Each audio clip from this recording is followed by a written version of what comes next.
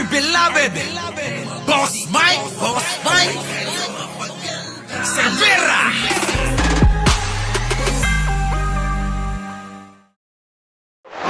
Eto na.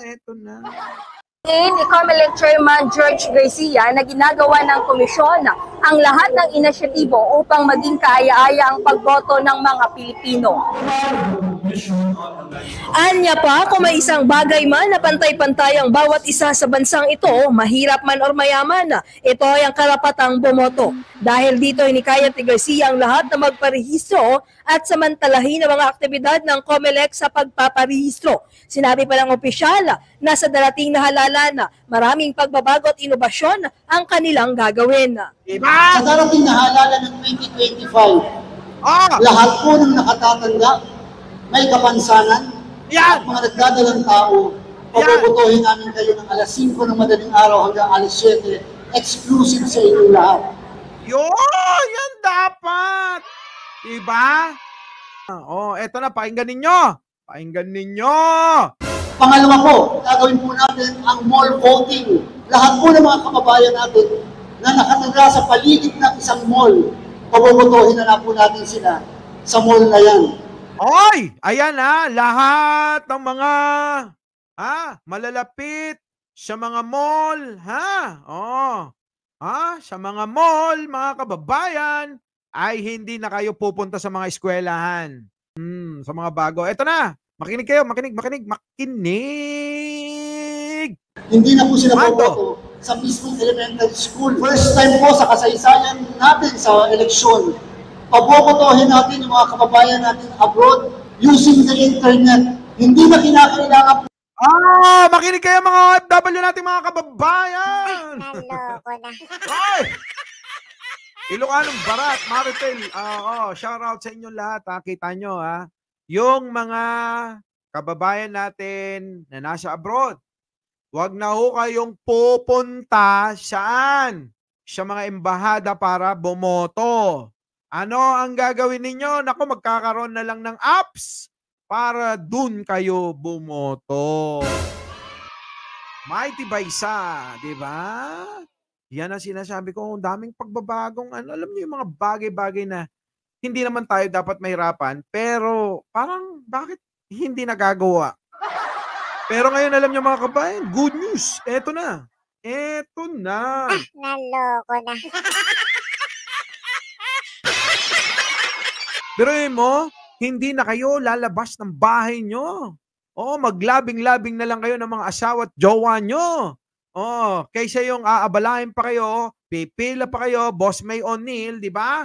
Yayangga-yangga na lang kayo sa cellphone nyo. Gusto ko si Kibuloy for President. Naloko na. Di ba? Gusto ko Vice President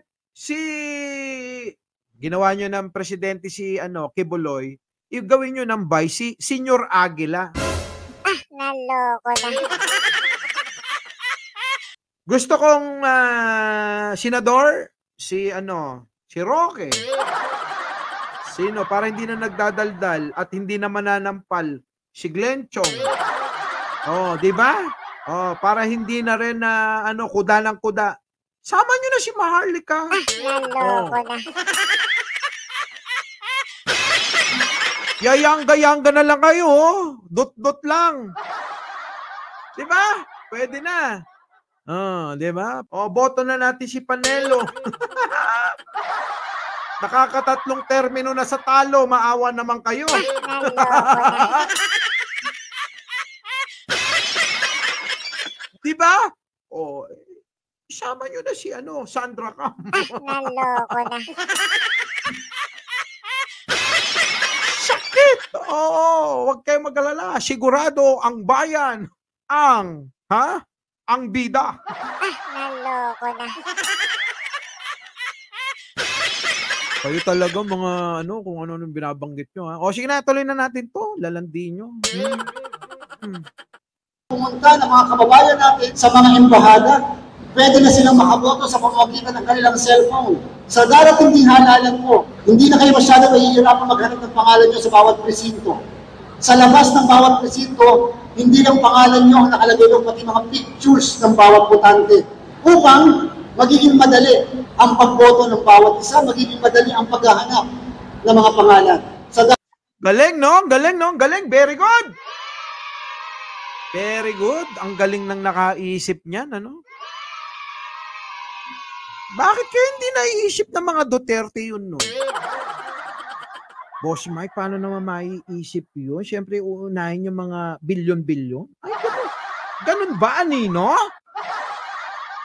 So, anong bilyon? Hindi ba meron trillion, 51 billion? Si Sara gumastos 105 million. Aga, talaga. Si Anino, daming alam. Ngayon, alam mo na kung bakit hindi nakagawa ng ganyan si Duterte. Ah, yung pala yun.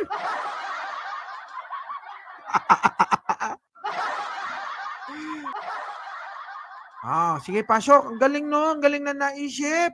Ang galing ng naisip. Eto ngayon. Eto, naisip ng Comelec, ha? Sa tingin nyo, maiisip ni Glenn Chong yan? Naloko na. Diba? Maiisip ba ni Glenn Chong yan? Sa tingin nyo, yan, Comelec, oh. Maiisip ba ni Glenn Chong yun kung naging commissioner yun dyan o naging chairman yun dyan? Diba? Tirahin muna natin si Glenn Chong ng Very Light. Naloko na. Diba? Maiisip kaya ni Glenn Chong kung pinagbigyan ng Administrasyong Marcos na maging Comelec chairman or ano pa dyan sa may Comelec si Glenn Chong?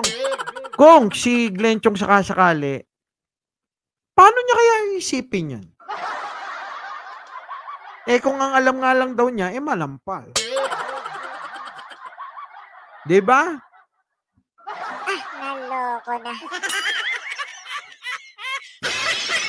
Ang bas. May kaso siya. Ay, hindi kaya ni Glenn Chong yan. Manampal lang ang alam no. Diba?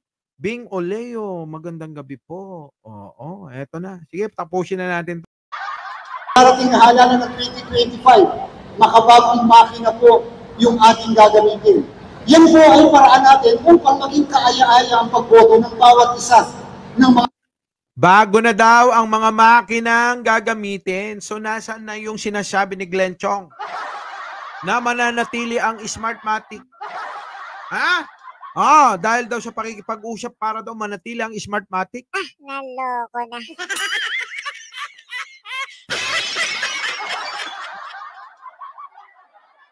Di ba? Kung di ba naman na isa't kalahating engot talaga si Glenn Chong, di ba? Pakits Matias. Parang may relasyon si Glenn Chong at Maharlika. Ay, talaga? Naloko na. Loko tong si Pakits Matias. Sa muli paalala ni Garcia sa publiko na ang bawat boto na meron ng isang Pilipino ay boto para sa ating kinabukasan. Correct! Muli! Mike Cervera po, laging nagpapaalala, mahalin natin ang ating kapwa, ipagdasal natin lagi ang ating bansa. Magandang umaga, magandang hapon, at magandang gabi. Sa mandako ng mundo, naroon kayo. Siyempre, magandang buhay na rin para sa ating lahat. Huwag niyo pong kakalimutan, mag-like, mag-share, mag-comment, at ako'y nagbabasa pagkatapos kong mag-live. Habang ako'y natutulog yan ang aking pampatulog. Maraming salamat po. Our beloved Boss Mike Cervera.